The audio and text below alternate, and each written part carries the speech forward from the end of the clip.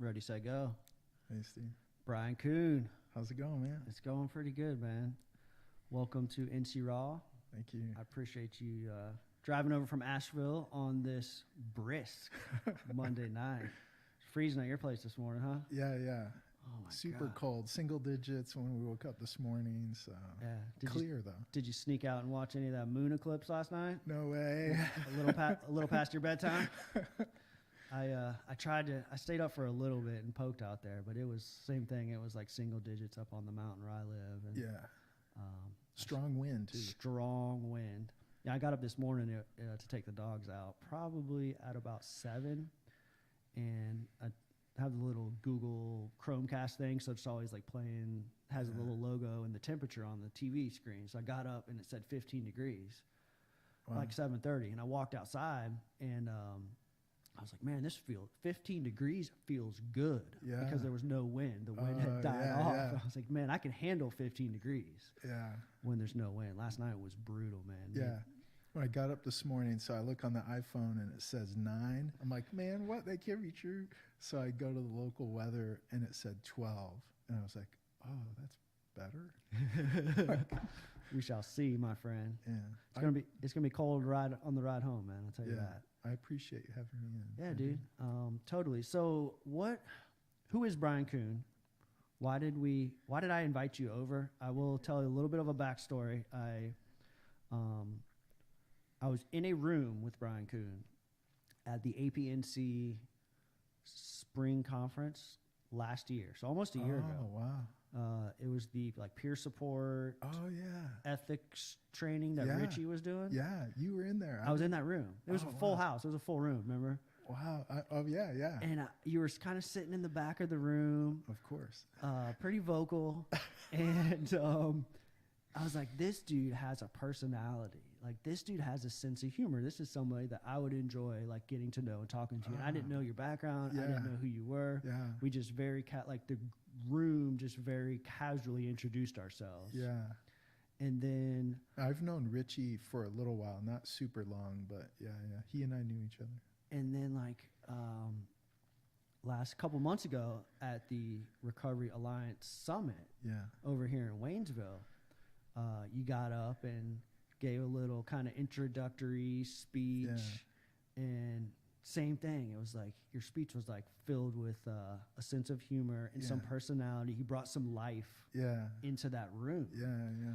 And the very next break, I approached you and I was like, "Here's my card. I'd like to talk to you, at some point." And so here we are. Yeah. Who's Brian Coon? Well, I'm that guy that you saw at APNC. We were talking a little bit before we went on the air, so I don't know. I'm just a person that tried to do other things and ultimately couldn't or didn't or shouldn't, and just been hanging out in treatment centers for a long time. For a few years. Yeah. So one of the questions that I wanted to ask you right out of the gate, because you just kind of disclosed that you've been in the field for a number of years, is that, we have a lot of people come on this podcast. I've had the 47th conversation that I've had with somebody from our community that's doing awesome work. And something that tends to come up a lot in conversation with the guests is that, when it comes to recovery and when it comes to influencing social change on the level that we're pursuing, there's a lot of we live in a world of instant gratification, and so there's a lot of pressure from these individuals who come on that talk about being able to measure the level of impact that they're making on their community or whatever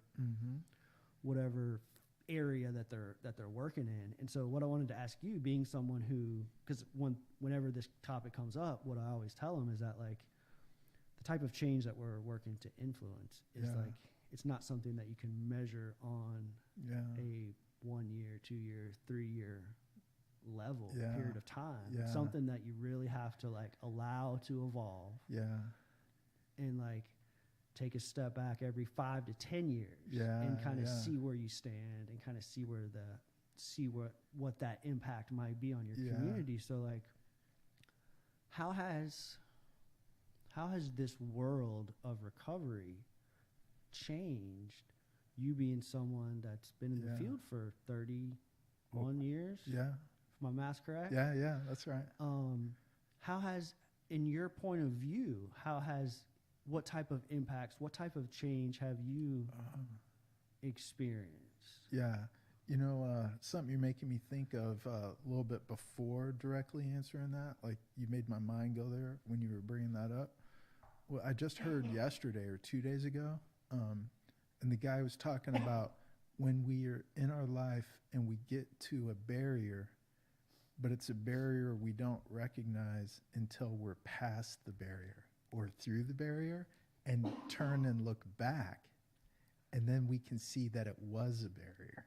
We just get up against a little bit of a stuck spot, but we don't really think it's a thing in our way. And sometimes that kind of stage or growth is only clear after we've made it, not even while we're making it. You made me think of that, But then you still do learn from that's right. overcoming that That's obstacle right. or overcoming that barrier. You kind of you take something with That's you right. and add a tool to your That's toolbox. That's right. That's right. Well, more to your question though, like what have I seen change or things like that? I think, compared to the late 80s, the whole thing about different kinds of recovery support and mutual aid is more diverse, deeper where it exists in each style, and is more broadly known. Like 30 years ago, you have like two choices, and one's probably the better choice because they tell you that, and that's kind of it. Yeah. So I think there's more of a salad bar of good options, for individuals in ways they can connect in different ways. You know? And it like almost like redefining recovery, and that it's not just that, whatever that the fellowship or whatever it is, that whatever pathway that you choose. My personal experience tells me that like it's the lifestyle, it's the going to the gym however many days a week, it's the discipline behind the program or behind the pathway that I've selected. It's the way that I interact in the classroom. It's the way I challenge myself to learn. It's the way that, no matter what I do, I'm going to sit down, I'm going to meditate every day. I'm going to spend 30 minutes reading. I'm going to become a better listener. And listen to maybe somebody that has an opposing opinion on the topic. Whereas, Steve 5 years ago would have argued to the end with you about whatever that is. So it's like it's encompassing so much more than just that that fellowship. I think about intent, and I think about perseverance. And when I get off my intent or get off my perseverance, did I give up on me and what was in it if I had kept my intent and my perseverance? Not that I'm better off for it, but maybe I'm worse off, So I think there's a lot to be said for that personally and professionally, if we're in a professional aspect of this thing, and then personally and in service, both, And we were talking beforehand, before we went live, about that sort of microwave culture, and things have to happen quick, which is like under 2 weeks, please. Or we just said that because we're being generous. We really meant 10 minutes. So I don't know. I mean, probably things look different after 31 years than 21 or 10. And so I come from the world of refuge recovery, which is a Buddhist-inspired path to recovery. The foundation of like meditation and ethical lifestyle, that sort of thing. And that's one of the things that the Buddhist teachers always hear, is that like, it's not a sprint, it's a marathon, and that like you're not gonna, regardless of the skill that you develop on that cushion, Mm-hmm. you're not going to see these like you're not going to experience these exponential, profound experiences. Mm-hmm. And to like really reflect on your personal growth and Mm-hmm. where you are as a person. Mm-hmm. They say every 10 years. That's Oh, what they yeah. teach, right? Yeah, yeah. It's like, I found recovery at 31 years old. I'm only going to be able to do that like 5 or 6 times. Right, You know what I right. mean? Like, Right. you know, so. So I got something for you in there. The idea, your first comment or question or so, also had to do with making an impact and knowing we're making an impact, or like how big is my impact, or And measuring. yeah, that stuff. Mhm. And I don't know, maybe these are all the wrong things, but the idea of quality rather than quantity, and there's probably not tests and measures for this or clinical quantification for this, but the true connection with a person that's real and matters then. Yeah. And being able to be present in that and have that be available when it's needed. So that's okay to say on demand or ready when the person knocks. I can show up in that, and the two people are in true connection. That's a huge deal, So believe it or not, my first gut answer and my first intellectual answer are the same, which is quantifying impact is there, not more than that. Yeah. First, Yeah, yeah, for sure. Yeah. To me, it's all about authenticity, Mhm. and like I'm gonna be true to myself when this microphone is recording. Yeah. When I'm walking down the hallway at school, and doing that, I've been blessed with like pretty amazing opportunities to have those Yeah. authentic connections. Yeah. Last Monday night, I show up in this room about an hour and a half before the show starts to set up all the equipment, to like run some tests and make sure that everything is ready because we ask you guys to come at about 6:30, 30 Yeah. minutes before. So to make sure that everything's ready to go. And I just set everything up, and I hadn't tested anything, and I hadn't done anything. My girlfriend showed up Yeah. with her 5-year-old son. They walked into the room, they sat down over there, and I got up to go to the bathroom. I was like, I'll be right back, we're just gonna like hang out for a few minutes. Yeah. I opened that door. As soon as I opened that door, there was a gentleman standing there who appeared to be some sort working the construction field. He was dressed like he had a long day at work, Yeah. He looks at me and he goes, "Hey, do you work here?" And I was like, No. He goes, "Can you help me?" And I was like, "What do you need?" He's like, "I got this iPad here, and I need to like print this document and sign it Yeah. and fax it back." He goes, "I don't know how this technology stuff works. I just got to do it." Uh-huh. It's like, "Yeah, they have a little printer in this little office thing over here." I was like, "Yeah, I can help you with that, Yeah.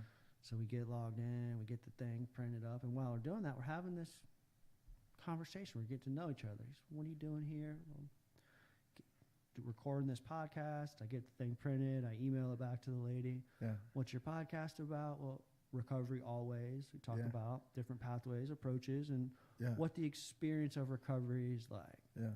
Man, he goes, "I've been in recovery for 4 years."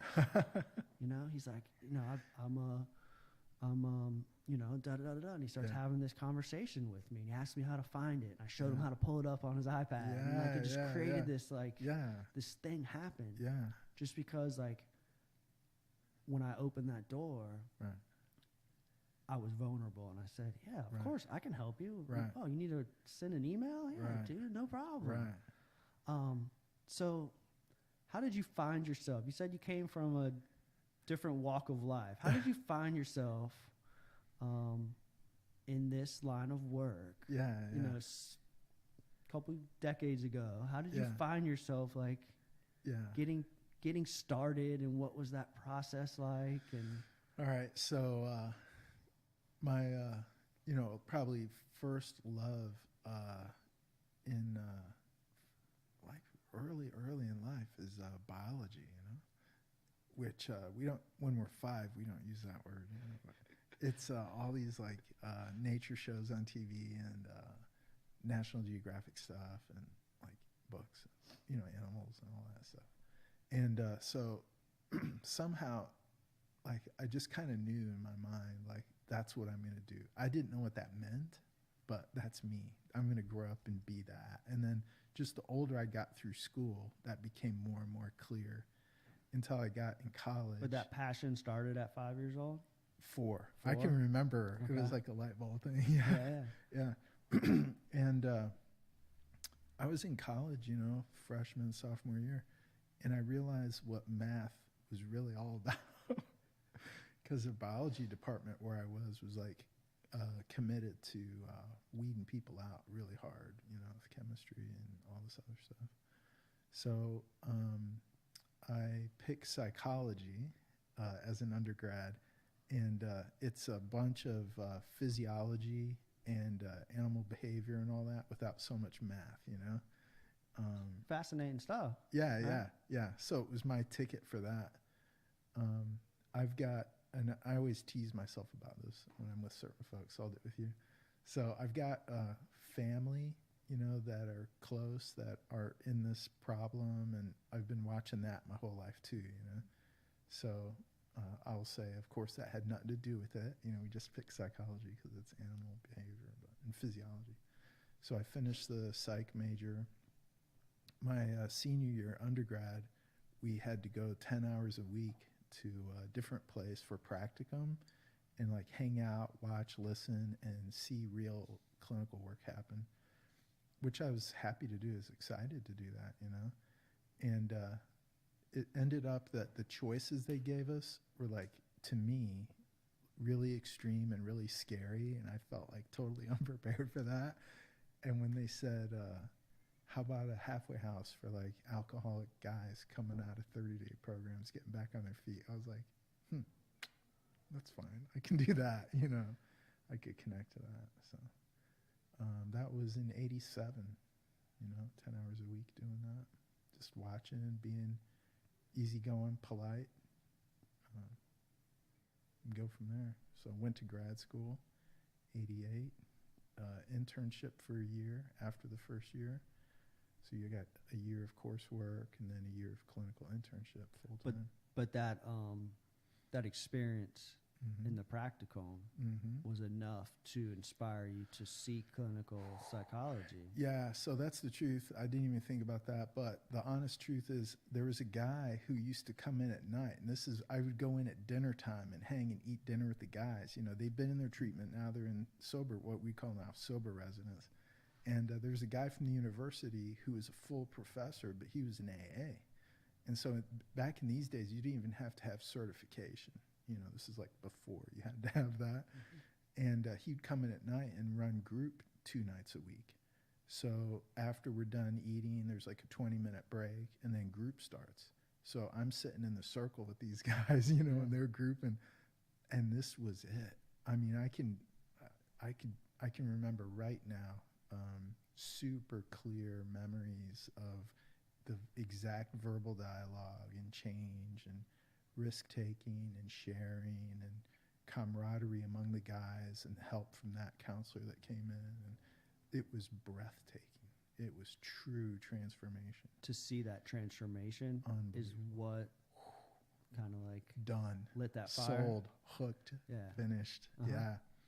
So then graduate school, and my major professor in grad school was clinical psych and addiction researcher, and addiction was his pet area, you know. There wasn't a whole lot of addiction researchers at that time, right? Or that would admit to being one. They'd publish in an addiction journal, and those folks know it. But yeah, so I hung out with him during, you know, like a 20-hour week. Instead of grading tests and watching exams and stuff like that, go with him while he's consulting to a treatment program. And then that's your assistantship. So I'm like, right on. Yeah, I did that. Then internship. So I've just been in addictions the whole time. Yeah. What was your first job? Well, right as my internship, graduate internship was ending, this guy called me up where I'd been going for that 1 year, watching him consult, my professor. That guy he was consulting to that ran that treatment program called me with 2 months to go in my internship and said, "Hey, Brian, do you want a job?" And I was like, "Well, let's interview." So, Professional Brian. yeah, they always say if you don't want your boss's job, don't take him when he's offering you, you know. But we went back and forth for a couple of months, and he hired me in '89. So I was a counselor in Therapeutic Community (TC) in Peoria. So what's a therapeutic community? Yeah, so TC, gets a bad rap. You can look it up, but essentially this is like the self-help answer for addiction, where addiction and alcoholism are two different things. Say like the drinking crew is uncomfortable with the drug using crew, and places that are like a 30-day alcohol place, they're not really comfortable with so-called drug users in there. They don't know how to help them. They think they're different problem. So traditional therapeutic communities started by people with addiction, to street drugs, and typically 1 or 2 years long, and it's long term. Oh yeah, long-term residential, and they might have their own food, maybe a farm, or just some way of like being self-supporting and stuff like that. The TC where I got hired in started in '69 in Peoria. I came in there in '89. Peoria, where's that? Illinois. Okay. Yeah. So like suburbs of Chicago? Or no, like this is midpoint between St. Louis and Chicago. Okay, all right. Yeah. All right. So right in the middle of the state. This was like Gangster Disciples, Latin Kings, that kind of area of town. Vice Lords, those three ran that area, So I was 23, Caucasian, ACOA, not in addiction recovery, So yeah, with 2 degrees. That takes a lot of I would say like patience, commitment, dedication to really like find your place, right, in that world, right? What was that process like for you, and like that kind of hands-on approach, that hands-on learning approach? Yeah. Right, going from like the classroom to the observer to now like Yeah. Okay, so that's an interesting question. So more about me, I guess, and backstory. So I grew up overseas, and was in international school from K through 7. So in a way, and then I moved to the U.S. at the end of 7th grade. So in a way, it was like natural turf to be among everybody's different, and I don't fit in either, and just people are people. Just that was kind of like my whole life anyway. So in hindsight, I know it looks super weird, in that place and time in the U.S. and in that kind of clinical service, and to have a guy like me walk in at that age. Just on the surface, it's odd. But people aren't people on the surface. People are in that space of connecting. So the practical, becoming useful beyond just showing up and being yourself, that was the counselors working there then, which are, ex-gangbangers and IV drug users, and, they've gone through some kind of treatment, probably, or in a fellowship of one kind or another, total transformation, and they're giving back and doing service and in these kinds of professional roles, So it's no small matter for folks to be dedicated to that work. So it's probably not all that big a stretch to put up with me for 8 hours and show me how to be helpful. When your childhood experience allowed you to walk in there fearless. Yeah, that's right. Because you saw it the same way that that's you right. did as a child. That's a good word for it. I mean, I think that's what happened. Yeah. That's what it sounded like. Yeah, I think you're right. What how did that job evolve, and how did you what was happening even just in the field of recovery at that time, and like how were things changing? How were things being viewed? Yeah.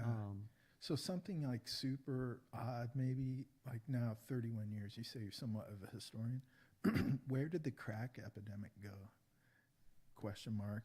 And also, you know, in those days, like crack, that was a thing. Like, oh my gosh, now there's this. And it's just tearing up the inner city and the suburbs. Don't get me wrong, you know. So the program, the 1 year program, after I was there about a year, we got Medicaid approval. So that was a third party payment, right? So that way we could afford a building, which we're in this converted, bombed out building, which was really kind of super sketchy. So we put up this new building. And when we did the architectural plans, one of the counselors raised their hand in a staff meeting, which is like a brainstorming thing. And they said, what if we had space for 3 babies in there with their moms during treatment? Like a nursery room with a big extended bedroom. And everybody went, nah, that would never work. And there's this big silence. And it was everybody looking at each other going, wait, people need that. Yeah, I can't come because I'm pregnant, or I can't come because I have a newborn and I'm pregnant, you know, that kind of thing. Where I'm heading is the whole crack epidemic times, you know, crack babies. And that was a big national scare at the time, all over national newspapers, and like what's going to happen when babies are born where their mom is smoking crack during pregnancy and all that stuff. So when I came in 88, 89, that was going. Like peaking. Oh, yeah. Yeah, that was going. So after about 2 years in that building, we won a 5-year federal grant for pregnant, postpartum parenting women's service expansion. So we added a little room, actually a big room, a nursery, onto that building for 14 kids up to age 4. So the moms are in there for a year. We went to all women patients, and bring your, you know, if you're pregnant, come on. We had a women's health specialist, MD, have the child in the hospital, keep the baby with you, you know, all of that stuff, and kids up to age 4.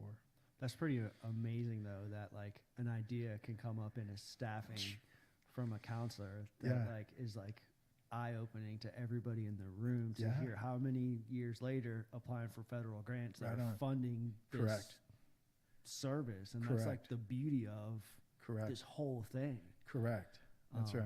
And that's like one of the reasons why like I love what we do, like what I do. I have these conversations with people both on the air and like we did before, off the air. And like just magical shit comes out, you know? That like you don't have to have those degrees and those letters behind these names to have these ideas and these things come up that's like impact. Imagination, what if, saying it out loud and sitting with that, you know? And then bouncing it off of you, and then you kind of spin it your way. Oh shit, that makes sense. You know, we could do something with that.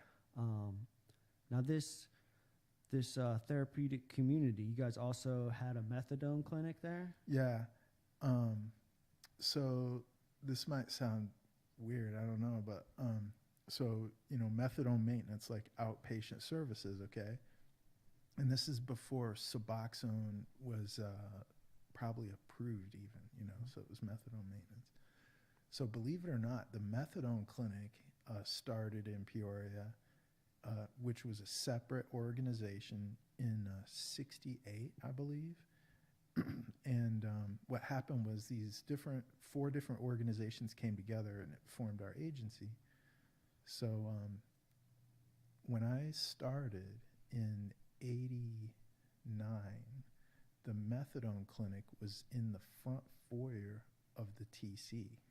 So the therapeutic community is residential long-term for like severe, probably like crack and IV stuff and all that.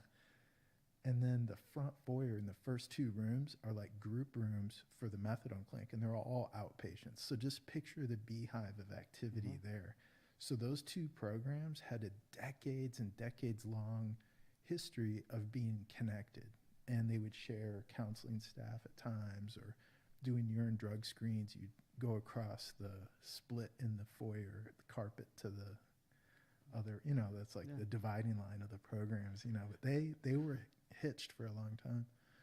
So when we got that new building, the methadone program came with it, you know.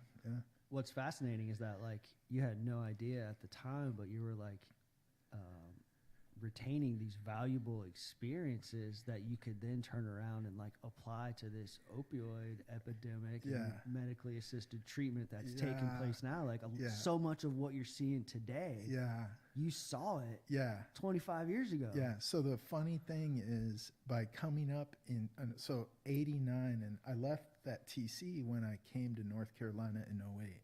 So like 19 years working in TC. And the methadone clinic was obviously in the foyer the whole time, or essentially the whole time.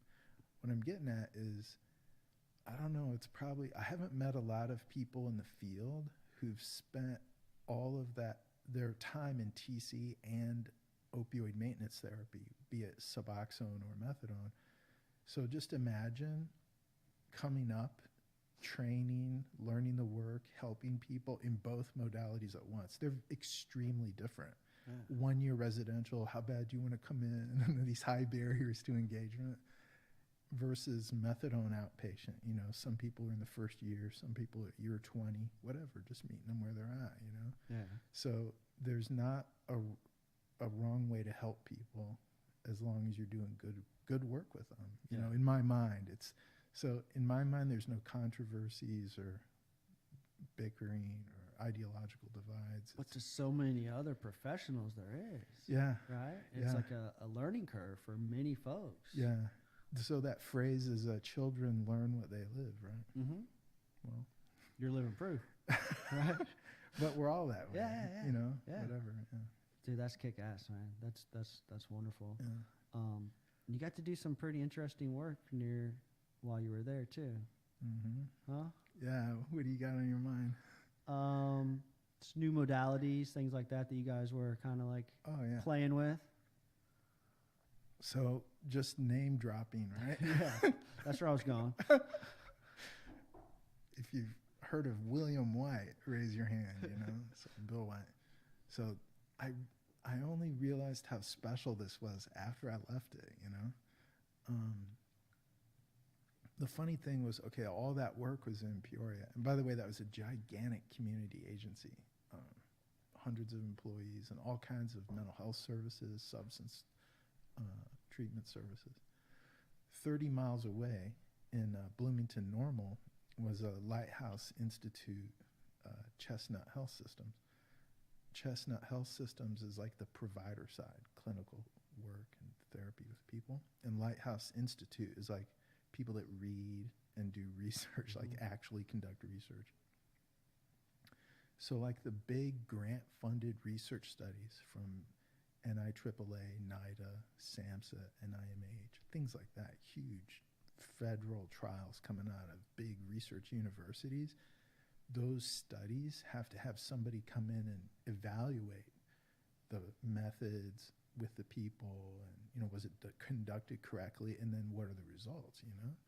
So Lighthouse, those researchers would do that evaluation component for these huge studies. Well, one of the people in there at Lighthouse is Bill White. And, you know, we've all heard that name by now, right? Or many of us have. So the funny thing was, essentially, and Bill's told us, you know, so I'm not letting anything out that I don't think I should. But the Chestnut side of that organization really was kind of close to his thinking. Like, we've got this, we know what we're doing, stop it, go somewhere else with that. We don't want to implement it. So our CEO in Peoria at our agency was the complete opposite. He's a total innovation guy, and not just a change junkie, like radically get rid of old stuff that's less effective and bring in the new. So if they invented Prozac and it's beating the current antidepressant, we'll use Prozac instead. I mean, just it's practical. Mm-hmm. But he's totally ready to make all changes like now. No resistance. No, rapid change. You know, do it. So I didn't know how interesting and special this was till I came out of there in 08. But our CEO essentially went to Bill and said, come on in. You know, so we opened our agency up to him as a laboratory. So what we hear now, peer support or they still say recovery coaching. Like we were doing that stuff in the 90s, like 97, 98, 99, you know. That's just one very small example. The first time I ever heard his name, people ask me, you know, like, where'd you ever first meet him or hear his name? It was in my graduate internship in '88. And the counselor in the 30-day residential program was ex-president of the Latin Kings up in Chicago. And he says to me, hey, Brian, after getting to know me, he's like, you know who you'd like hearing? You would like hearing Bill White. And me, I've never heard of him. I'm a scoffer, young guy. I'm like, yeah, whatever. We'll see about that guy, you know. But he had me pegged. You know, he's right. Yeah. What was that? What was that initial like implementation of those or that experience like, and kind of like applying these recovery coaching or peer support like you know, 25, 30 years ago? Like what was that initial? Okay, so in truth, I'll say this just for people listening and so I can tag it. So that was called the Behavioral Health Recovery Management Project, BHRM.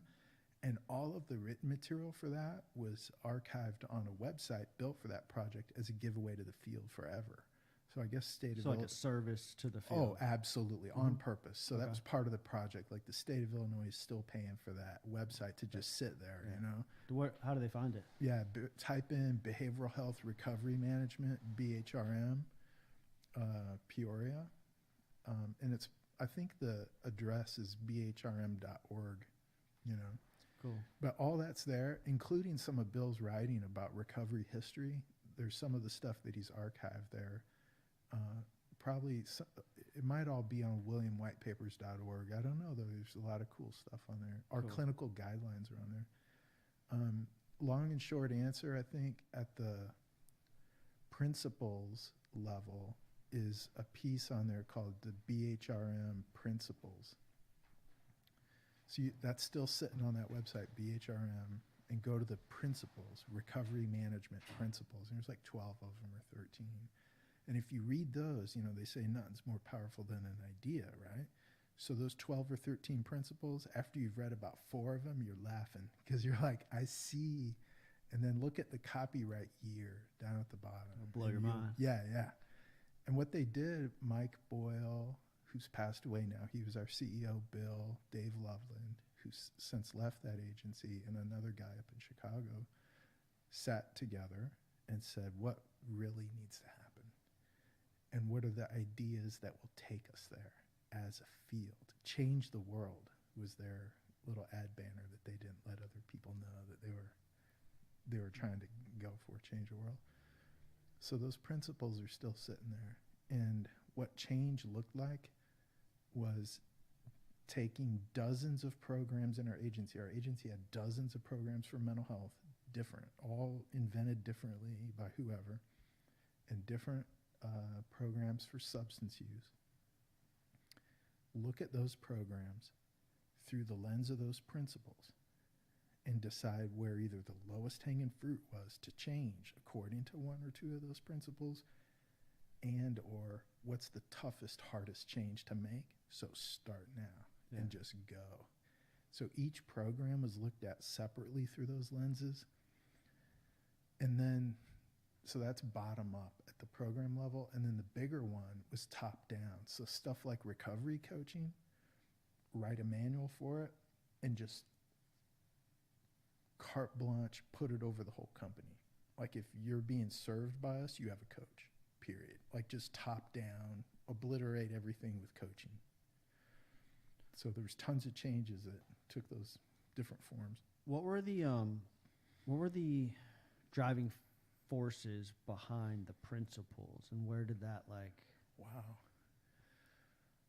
how did that all come together to be what they founded on? Because it sounded like that was like the foundation of all of it. Yeah, so that stuff was called recovery management principles, and now it's become implemented as recovery-oriented systems of care. But it was recovery management principles. So where did it come from? I think that's only clear to me now in the last year, believe it or not. I would suggest everybody should read Bill's memoir, Recovery Rising. And in the back third of that book, he talks about that stage of his career.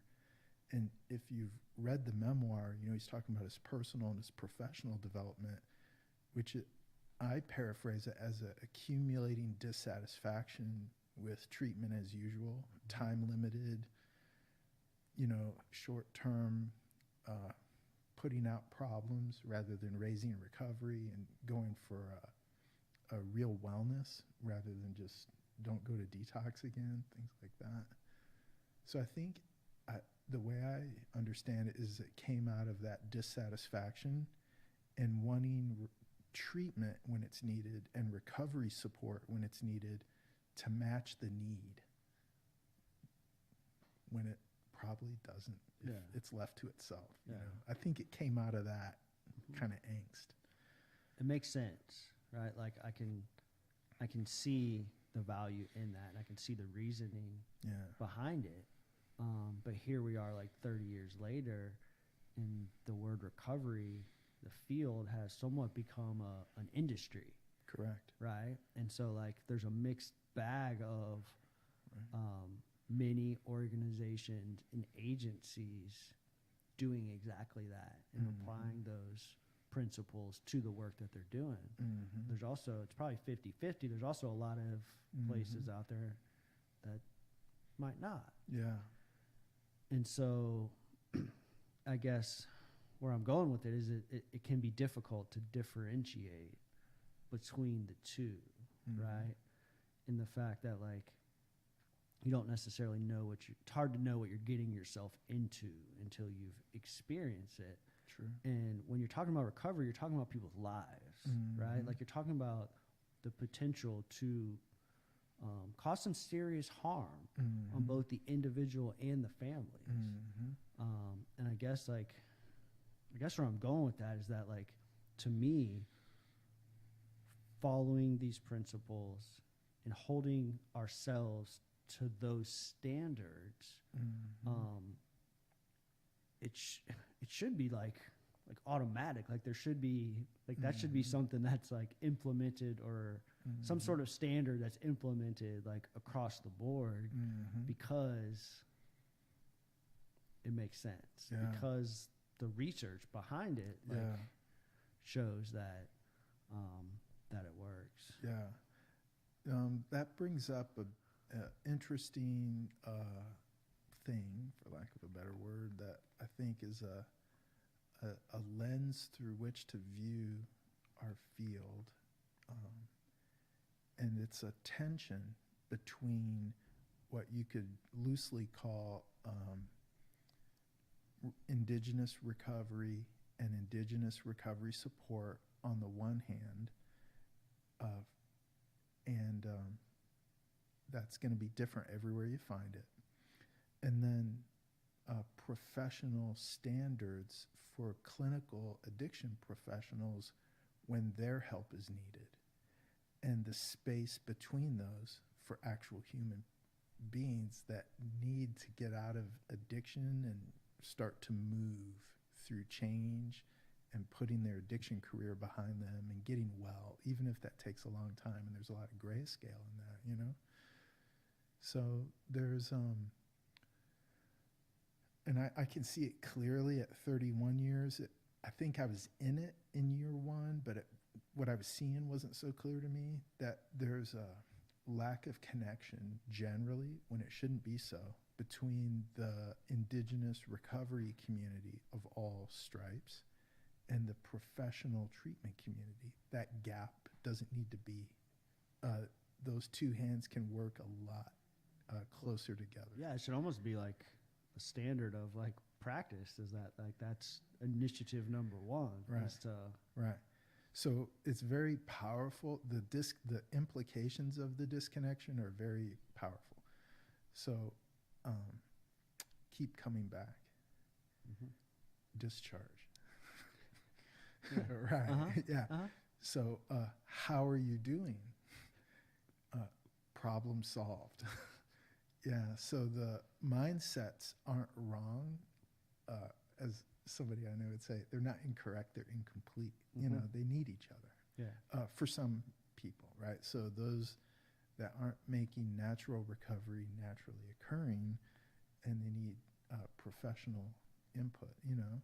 So then it behooves our field to move toward national standards, which a lot of clinicians are going to be cavalier and say, I know what I'm doing, leave me be, you know. But research is a thing. Yeah. And like with just like technology and this way that we communicate, like that research is like evolving by the minute. Yeah. 50,000 Elvis fans can't be wrong. So 50,000. all these lives and personal stories aggregate to a huge sample, you know. So, yeah. That's pretty kick-ass, man. Yeah. How'd you end up in Asheville? Having this like this working in this this facility for so many years, and hands-on with Bill White, and like developing this recovery management project, and playing a role in that. Yeah, and like, yeah. You find yourself in Asheville, North Carolina. Yeah, yeah. Right? After a long career. Yeah, so this is how life works, right? So my wife grew up in Florida, and she doesn't dig the Midwest, you know? So, of course, I grew up overseas. I don't even notice these differences, right? So the whole U.S. is strange to me, whatever. So, and I'm all like laid back, you know, type B. I'm like, if she says maybe we should move, then if I just smile and wave and like don't put any energy into resisting, then it's just not going to happen. You just be like, yeah, you know, and don't do it. So that did work, mind you, for quite a while. And then eventually, you know, it's just not. Okay.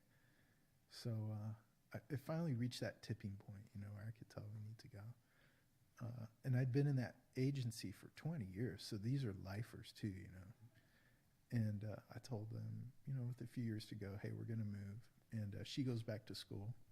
And I was like, all right, you know, 20 years in Illinois for me, it's your turn. So you've suffered under my leadership long enough. And decision-making go to you. Financial support go to you. Your turn. Give her all the power. Yeah, you go to school. I'll subordinate my career. Let's go. You know, let's switch, you know. And so she goes to school and in healthcare in a certain field. And she says, well, I either want to live in the mountains or by the water. I'm like, all right. Where was she from in Florida? Bradenton. Okay. Yeah, yeah. I'm from Tampa, right? Oh, all right. Right up the road. Yeah, yeah. And so she says, you know, I found Asheville. Next thing, she get interview, and it's over. I'm like, oh, no. So I'm at home Googling, like, addiction treatment, North Carolina. And there you go. Yeah. So, yeah. Landed here. Yeah, yeah. And you kind of, like, hit the ground running here. Yeah. You guys have been able to, like, influence some pretty significant change. Like, Asheville, Western North Carolina has really put itself on the map when it comes to recovery. Yeah. In the last like 5 to 10 years. And like, I moved here in early 2015. Yeah. And like just to see the shift. Yeah. When we talked at the beginning, like measuring like change, like to see the shift in what's taken place, the growth, and, these pockets of recovery communities, and these peer support agencies like Sunrise and others like doing like pretty significant work. Yeah. And like talking to people at this table once a week now for almost a year, like it's genuine. Like there's true work being done here. Yeah. And you have played a vital role in the Recovery Alliance that's formed. I kind of want to get into that a little bit because I saw you there and like it was weird. I didn't go to the first one. I went to the second one. We had started this podcast and I do a lot of work on campus with the Collegiate Recovery Program. Oh yeah. And I was doing my internship with the Collegiate Recovery Program on campus with Lori. Wow. And she's having me like just focus on like building and growing the program, like educating the community on what we're doing, a lot of outreach in the community, connecting people in recovery to the services that are available on campus. Yeah. And also, I'm always looking for like new guests to come on the podcast and talk to. And so Lori was like, "Hey, I really think that you could get some value out of coming to this summit." Oh yeah. And so she sent me the invite, and I registered, and then I got to talking to Jay Harris, and he was like, "Yeah, I'm gonna be." Actually, I saw Jay Harris at a conference a couple weeks before, and he was asking me about it, and I was like, "Oh, dude, yeah, we'll knock out a podcast while we're there," and like, you know, just. But to see like He's a super guy, super dude, which he's got a pretty kick-ass podcast that I would highly suggest checking out. It's pretty fun. I'll say that. I'll check it out. But to see, like, first of all, I walked into the room and like instantly, before I even invited you, instantly there was like 3 to 4 other people that either, maybe more, like 5 to 6, that either had been on this podcast or were already booked to come on the podcast. And I was like, wow, this is like anybody and everybody that's involved in recovery is all in this room together today. That's right. And then I realized that it's more than just like a summit. It's more than just a conference. I'm not there to learn. No. Right? I'm there to like work together. I'm there to collaborate with others in our community. Yeah, so we've like, learned enough, yeah? Like, come on now. I'm learning every day, man. So like, what is the Recovery Alliance? How did this thing, where did this idea come from? Where did this concept come from? And then how did you guys implement it? Like, where did you start? Yeah, one thing I'm going to back up to, finger on the pulse, just a small item. You know, looking back at it, you just gave me clarity on this.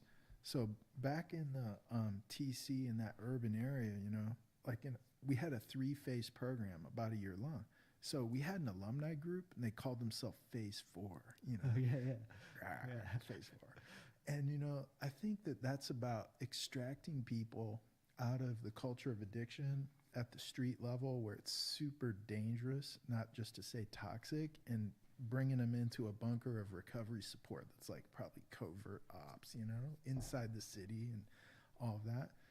And the vibe I get over here, and it's not Asheville only, it's this probably area of the state, and I don't get out a lot, so maybe it's in the center and the east too, but what I sense over here is more of a progressive, not in a social or political sense, but progressive like outreach, going out and finding folks, and like the vibe of recovery is moving forward and invading different sectors of the community, which is totally different. And I'm not saying one's right or wrong, but in the natural environment, you need one, not the other. In that urban area, it was more like secret, like extract them and bring them into a safe house, and you can live good, you know. The other thing, just to touch on that real quick, that I've also noticed, and I'm certain that you have, is that it's like the way that it's expanding is like generationally down. Right. Yeah, so there's many more young people in recovery. Absolutely. Whereas when I was 20, 21 years old and I was rolling hard, like I wouldn't have been found in the rooms of Narcotics Anonymous because I wouldn't felt like I fit in. No. Right? Yeah. And now, like, there's meetings around where it's like, you know, if somebody my age walks in, I'm the old timer. Yeah, recovery's coming knocking. Yeah. It's a different thing. Yeah. So back to your question, how'd that Recovery Alliance start? You know, so we call it Recovery Advocacy Alliance, Recovery Advocacy Alliance Initiative, or we just call it the Rebel Alliance. You know. So this was Tom Edwards, you know, and so I drive 45 minutes to work each morning and 45 minutes home each night. That's a lot of time. And you phone a friend, you know. So for lack of a friend, you call Tom, and he'll call me. So over the years, we just kept doing this more and more. And we're all about the same intent around recovery and helping people initiate and sustain recovery. You would even say through any means necessary, you know, and just spend a ton of time, like what we're doing now, just back and forth about our lives, what we know, what we feel like is a blind spot, and sharing that, and where we don't get it, and just really going, you know, done this for years. And I'm just the clinical guy, you know, meeting people and helping the individual. Tom teases me, calling that the starfish. You know that story, like all these starfish on the beach, and Brian's the guy picking up one, putting him back in. But Brian, that's ridiculous. Like, stop it. He's the starfish. You know, Tom is out in the world meeting everybody in their place, their office, or things like that. And he's a total macro guy, not clinically trained whatsoever. You know. And I think you heard a piece of this that day at the summit meeting that we did. But I'll never forget this. It's a light bulb memory. In 2013, I can picture the road I'm on in the lane I was in Asheville, on the phone with him at the end of my drive. And he says to me, Brian, what would happen if we put collegiate recovery program directors from around the country? Now, he's a macro guy, including North Carolina, but you know. And what would happen if we put them in the room also with professional monitoring program directors from around the country? And professional monitoring is like the folks that watch people in recovery years 1 through 5 usually, who are physicians, dentists, pharmacists, lawyers, judges, professional aftercare providers. Or making sure you're still in your aftercare. They're not the clinicians doing the aftercare, but they're checking on you and taking your temp and making sure it's public safety first, you know. You want your airline pilot sober, that sort of thing. So Tommy says to me, you know, he's a dreamer. He's got me willing to listen to him. He says, what would happen if we put those collegiate directors and professional monitoring directors in the same room together? What would happen? Well, back then he would give me permission for this, but he doesn't anymore. I go, permission to think, please. And he's like, okay. And what I mean by that is a couple of weeks, you know. I'll get back to you on that one. Yeah. But I mean it, you know. So I'm like, let me think about that. And a couple weeks go by, and you know what clicked for me? I think you heard me say it that day. I was like, Tommy, so what? Hey, remember when you asked me what would happen if we put them together? Like, he's like, yeah. I go, you said you wanted a reason to do it? Yeah. It's the same person. He goes, what do you mean? I guess he thought I meant the program director. I go, it's the same person. He's like, what do you mean? I go, well, everybody who's a doc today was a student yesterday. Like they were in school. The person's the same. It's the person served. So that's the starfish answer, you know. It's the same. So it's just an earlier stage in life, you know. So we wonder if the collegiate program, you know, the collegiate recovery programs know about professional monitoring and help do advocacy all the way through, versus the person's going to bump into barriers or blind spots or fill out a form and have to check a box where they could have been anonymous or who knows what, you know. So these systems should know about each other. That was back in 13. That's how those were the first 2 systems that we had touch. And the meeting you plopped in it's totally evolved since was like then. 20 systems. Yeah. That's awareness. Yeah. So go ahead and what are the objectives of this alliance? So when we bring all these individuals together, what do we hope to achieve? What are you trying to do? Yeah. So here's 4 words, I think, that we kind of, Tom and I sort of landed on over a ton of interacting and going out and talking with people like we're talking now and raising these ideas. So 4 things: awareness, meaning of each other's systems, and we found out there's usually not a lot of awareness where there could be. Awareness, collaboration. So are these systems working together? Advocacy, which is probably obvious. And the last one is action. So not just talking about awareness, not just talking about collaboration. We actually meant do it. Not just advocate about our own system, but for each other. You know, how can we support you in action, getting out and doing it? And if you asked me, you know, the clinical starfish guy, I would say for the sake of the one. Yeah. Where all these systems, like you saw that day, you know, law enforcement in the room, clergy in the room, prevention in the room, researchers in the room, treatment in the room, drug court in the room, all these different systems where our people are in those systems, you know. For the sake of the one, primary care to hospital to recovery court. So for the individual we're helping, we should know what's in our community. And not to sound strange, but we should know what's in our state, in our region of the country, and even nationally. Like, it should occur to me to go, wait, I wonder if there's a collegiate national website, and I can see if there's a program in Huntsville, Alabama, where my friend's going to go in the next semester. You know, who's the director down there? I'll just look them up, you know. These things a lot of times don't happen when they could.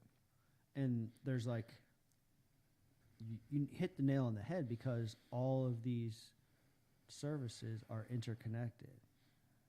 But when they're lacking that awareness, Correct. or they're lacking that collaboration, Correct. the services that are being provided might not achieve their maximum Right. potential. Right. Right. And I just keep going back to the individual person. So you graduate with your undergrad today, and you're going to go to law school in a different state. Well, the collegiate program you just finished, that's a steep cliff to fall off. I wonder where you're going to graduate school. Do they have a collegiate program there? Are you eligible?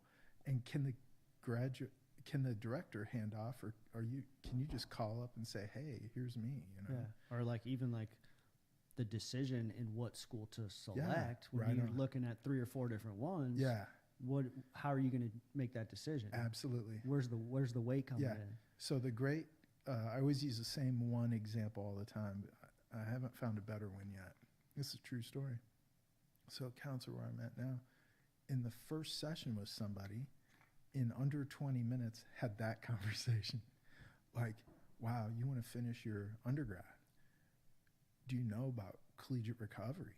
And the person's like, what? You know, so this is like, they don't say it's not supposed to happen, but in your first appointment, in residential treatment, it's like, here, and turn the computer screen around and start looking. So that's raising hope. That's your goals. It's empowering the individual. Absolutely. This is a long-term path. You're getting well. So treatment complete is not its own point. You know, it's a means to an end. Like, for real, multi-year, getting better, moving on, you know.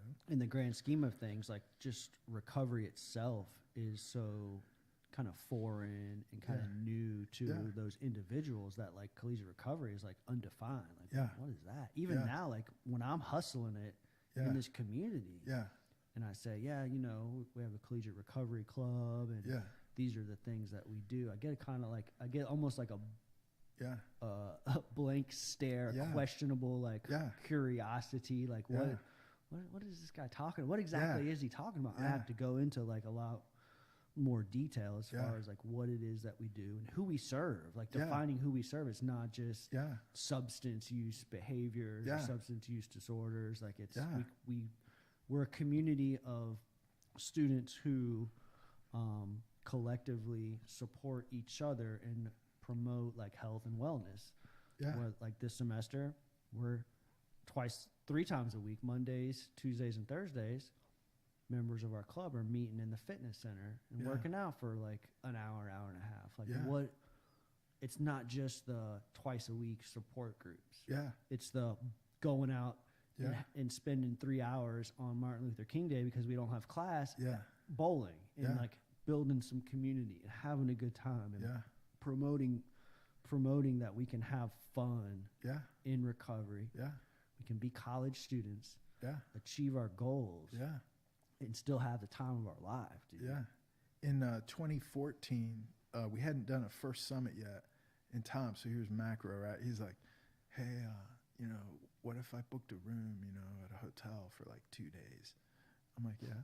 Well, what if I booked it for like 20 national professional monitoring directors? And like, what if I told you I got like 18? It was too specific. I was like, no, stop it. And he'd already done it. Yeah. He's like, we got to go, you know. Well, if you're holding an event that we're both booked to be at, I guess we have to show. And there's people that came to that first one in 14. And these are program directors from all around the country. And there are people that came to that first one, they're still coming to these. Mm-hmm. And I have to give those, even those that had dropped out after a year or two of coming, I have to give these people a world of credit because frankly, we didn't know what we were doing. We just thought if you put people in a room together, they're just neutral, intellectually curious, and immediately would align, mm-hmm. which wasn't sort of really what happened. Yeah, it's not always the case. No, it was like a clash of cold water shocking reality to hear about each other's systems and different philosophies and like purpose, even not recovery. Everyone's on that page.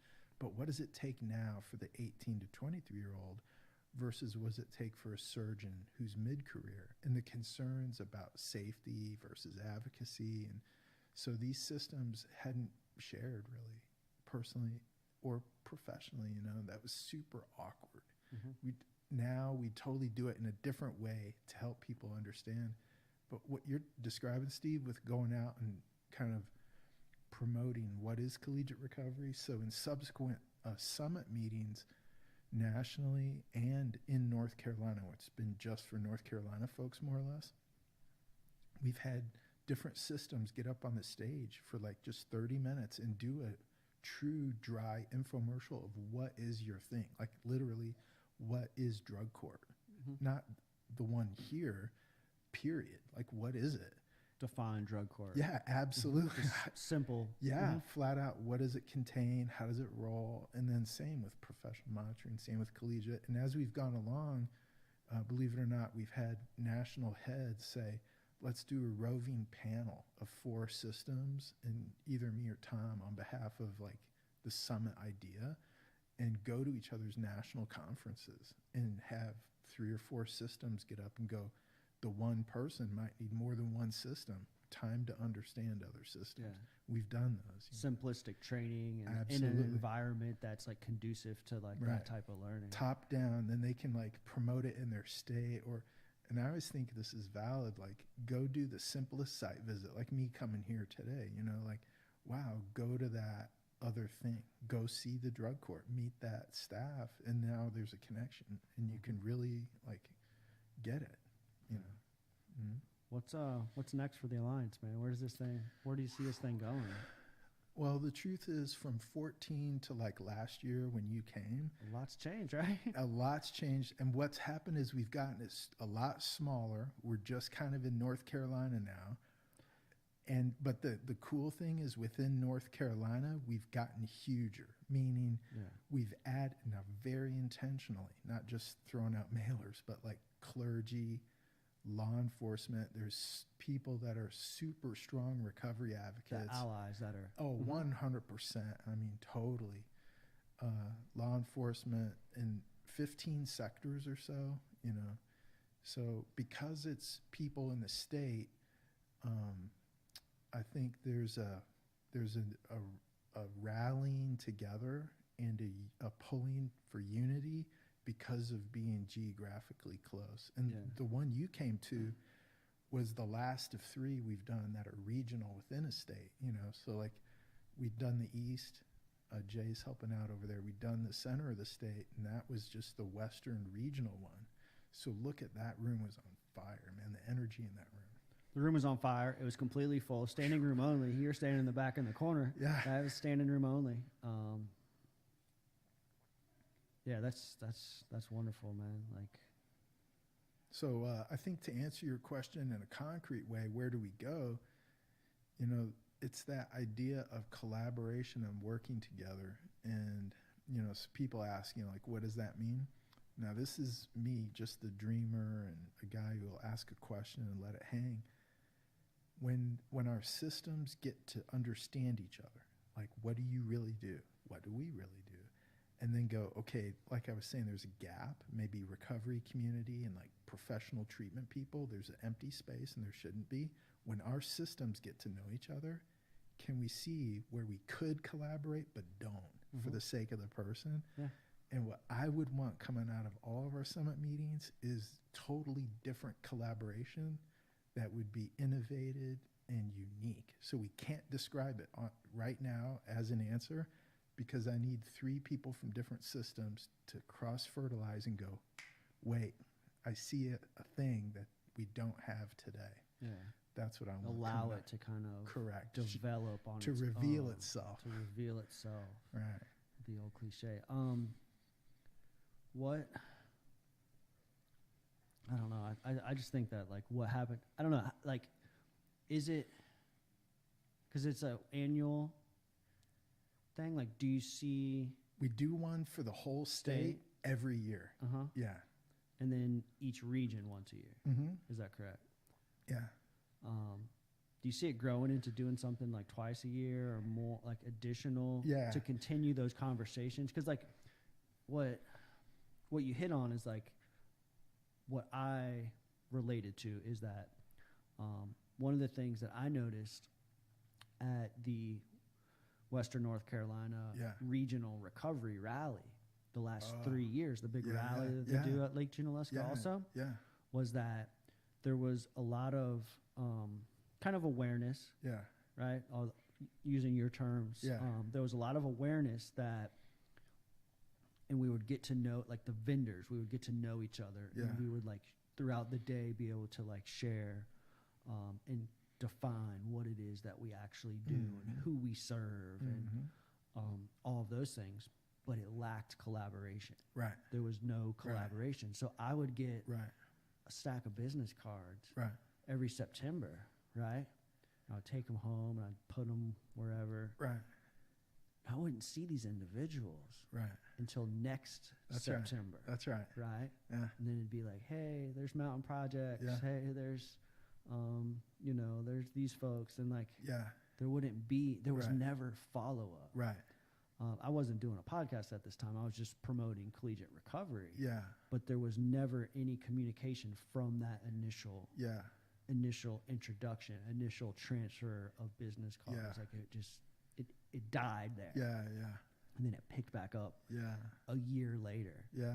Just for that one day. Yeah. Right?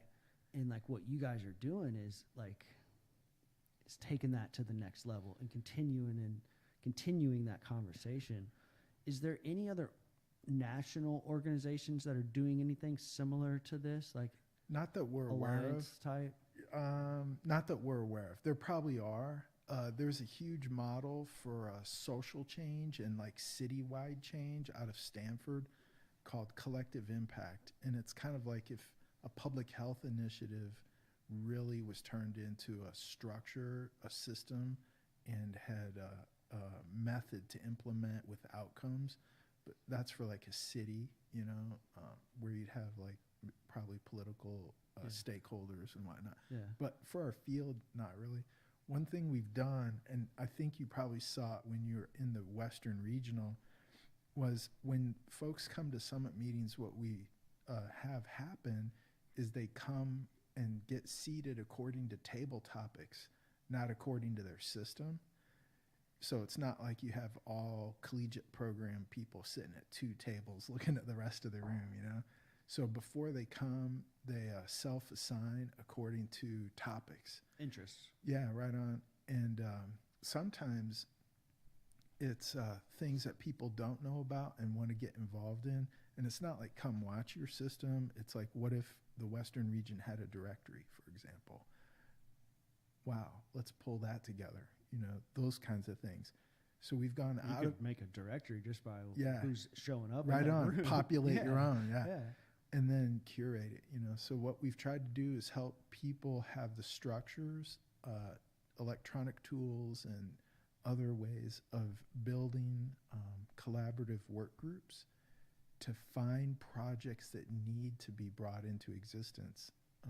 Now that's a stretch. You're asking for people to sit together and sense a need and then go, here's a concrete way to meet that need. And it's going to take more than just who are here today. So phone a friend.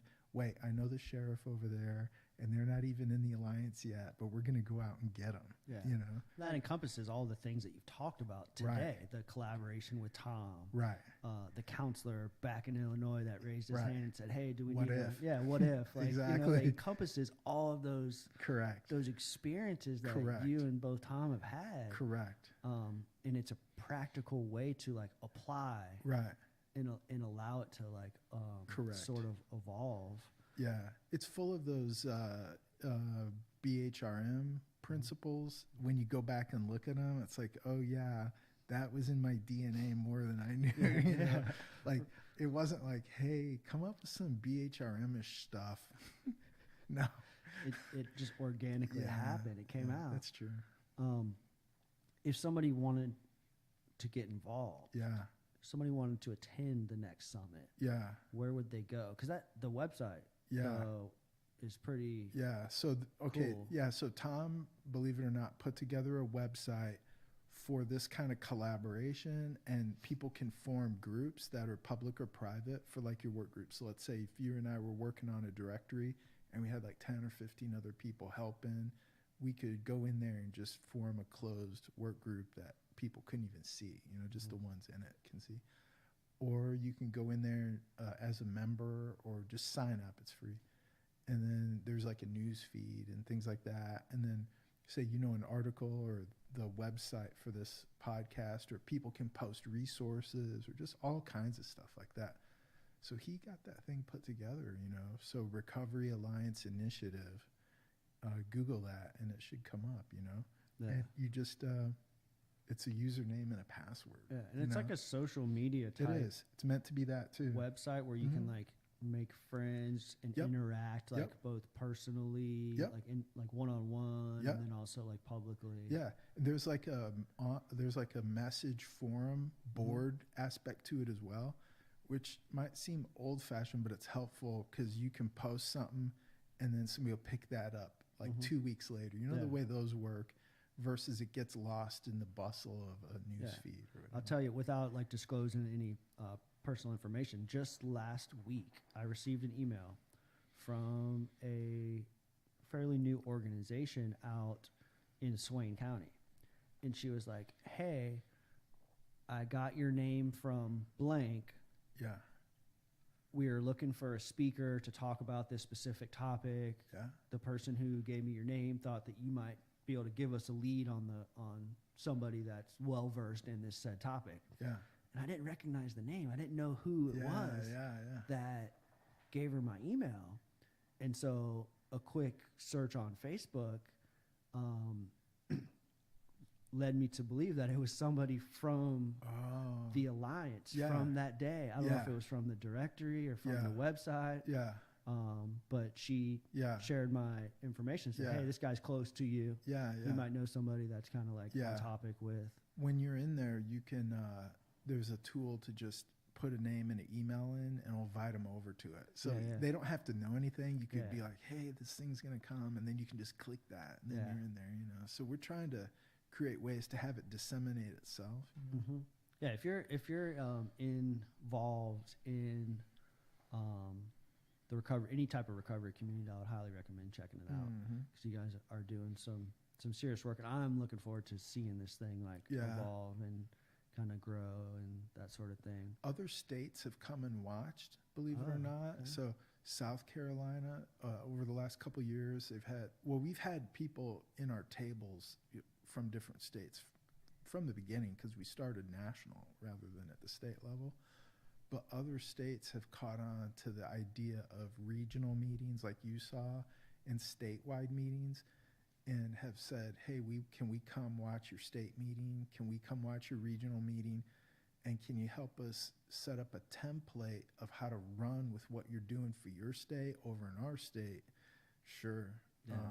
Virginia has come and watched. South Carolina's done it. Texas. We were this close to going down and starting a state meeting or a regional meeting in Texas, me and Tom, to get it its leaders to get traction and then run.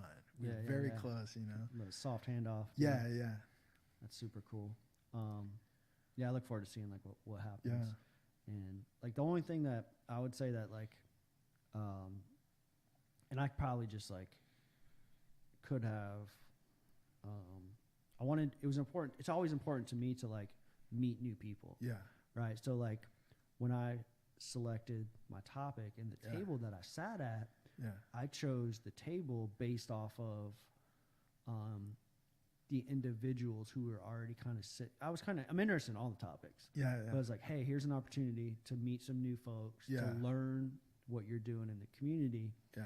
And so like the one that we picked and what we were tasked with, it was like to like work on this kind of like community project. Mm-hmm. And like the issue that's come up is like logistically, even though we have done like the Zoom meetings or set up the Zoom meetings, like logistically to like follow through with the whatever comes from the planning. It's like been somewhat challenging to get everybody that's at the table. Right. That's right. Doing the do. To do it. Yeah. Right. To like show up. That's right. But I think that's a part of like the challenge, you know, is like to see the follow through. Yeah. Right? That we're like the responsibility of like finishing what you started kind of thing. You know? That cliche is don't let perfect be the enemy of best. Yeah. And so now, you know, in hindsight, say Tom and me were the two guys willing to totally be overconfident and under-equipped and say, let's go in 14, you know? Yeah. So now we can write the don'ts list, real good on how to not do it. 5 years later. Fail forward. And that's why we give so hard props to the people that have just stayed with us. Mm-hmm. Because it's been painful and awkward at times and just flat out like amateurish. But then on the flip side, you go, but we're glad it happened. Like it was past the point of being needed. Yeah. Fail forward. There's like so much growth in that awkwardness. Yeah, exactly. No matter how much we all resist it and just don't know how to handle or respond in those situations, like that is where the growth is. Yeah, recovery types don't know anything about that. I have no idea, man. No idea. Like you said, I only recognized it years after. Exactly. That's right. Years after. So like all this talk of like this career and this service work that Brian Coon does, and like what you've accomplishments and like experiences that you've had working in the field. Yeah. How does Brian Coon take care of himself? Huh? People want to know that, you know, like I'm busy. So I do get teased about that. So on the kind of a personal side, you know, so I did a big spiritual shift in about 91 and needed it real bad. Everyone who meets me now is glad I did it, even if they didn't know me then. You're happy to know this guy, just go with that. And a personal passion for me, even from high school years, you know, other than biology, is music. So I've played electric bass since high school. And you know, a real bass player is one that never learned a real instrument first. You know, so after I kind of made my spiritual turn, I let that go. Playing? Yeah, and needed to do that too. You know, just wasn't right at the time. I had internal work to do. You know, and I honestly, in a good way, I didn't think I would necessarily ever go back to playing. You know. And not too many years in, but several years in, I just had that kind of knowing, you know. Calling. Yeah, that comes from a better source, you know. And so I've been back at it, you know. And I think healthier me is applying myself to that, you know, versus the other version of me. So I'm fortunate enough to be in a faith fellowship that is fairly small, or probably average, to be honest with you. But our music team is really little within that fellowship.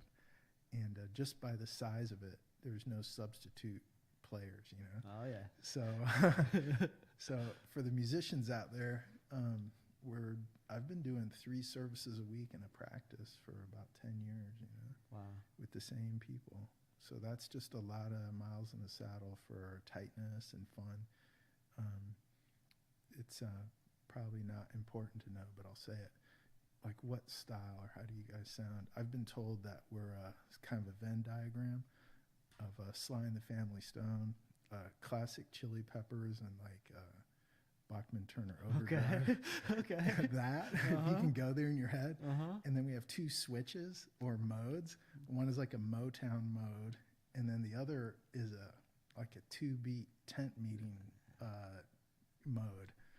So where can I find your work? What's the YouTube channel, man? Yeah. So the great if I'm not on the phone with Tommy, driving in or out, I'm listening to jazz. Okay. And I didn't find jazz until about 6 years ago. But I'm the guy that will listen to one album for like 4 months. What's on your playlist right now? What is that one album right now? Right That's now? on there, yeah. Yeah, so it's going to be John Coltrane live at Birdland. Okay. That's 3 tracks. The last one's about 20 minutes long, Chasing the Train. Yeah. And by that point, they said he wasn't playing jazz anymore. They didn't know what it was, but they knew it wasn't jazz. But I listen with a lot of intent. My whole person listens. I didn't used to be that way, you know. And a lot of what we do when we play is we wait for opportunity to innovate, and we wait for innovation, and we wait for group innovation to come forward or to be needed and to have the space for that. What I'm hearing is the same work that the same mindset, intention that you have with the Alliance and your professional. Yeah. Kind of bleeding over into your musical passion. Yeah. So the proper use of the word critic, the critical listener would say, but isn't that just more giving? It doesn't feel that way. Yeah. It feels, you know, it's an uplift. Hell yeah. Yeah. Do you ever see yourself leaving the Asheville area? I guess, you know, I would have to say probably, you know. You don't know what life holds, you know. Yeah. I don't feel, from coming to the U.S. at all, I probably still have a residue of not feeling firmly rooted. And being at K through 7 in international school overseas, you know, most kids are only there about 2 years and then leave. So I do have that. I'm not tightly bound. You know? So yeah, probably. I don't have a plan for that, but how can this podcast, how can NC Raw support the work that the Alliance is doing? Wow. I don't know. That's a great question. You know, my first mind is I ask Tommy, right? Yeah. And then when he goes, let me think about that, I'll be like, nah, you don't have permission either, you know? He might say, get us both in here and kick it. You know? Right. I don't know what he might say. That's presumptuous. I bet I'm right, though. You know? I don't know, to be honest. You know? Think about maybe come to another one or something like that. I'm planning on attending the next one. Yeah, so come to the state one, you know. Yeah, I would love to. I think that'll definitely happen. I'm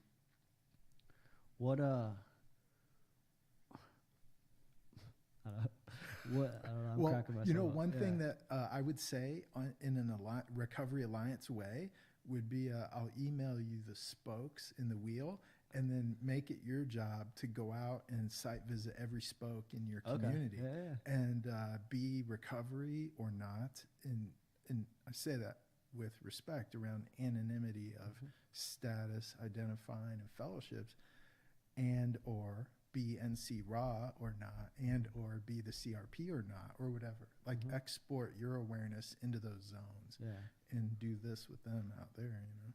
At what point in y'all's relationship did you stop granting permission to think on it? Tommy did that to me like 2.5 years ago, and it's super frustrating for me because I had been super frustrating for him, and it's like, no, you're just imposing your needs on me. Stop it. I mean, I'm a long, slow internal processor, you know, and he forgets what we just talked about 3 minutes ago. You know? That's a great balance though between the two. We're so different in every way. That's pretty kick-ass. Before we wrap it up, Yeah. Jay Harris's podcast is called Professional Culture.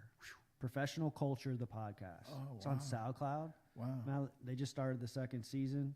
I don't know if Jay's tuning in tonight or not, but anybody that's listening, go check it out. Yeah, I enjoyed the entertainment throughout season 1. I think Yeah. they did like 4 or 5 episodes for season 1, and they're back Yeah. after winter break for season 2. Yeah. Brian Coon, you are a badass, my friend. I appreciate you coming over. Yeah, I appreciate you. Thank you. We're so going to much. wrap this baby up.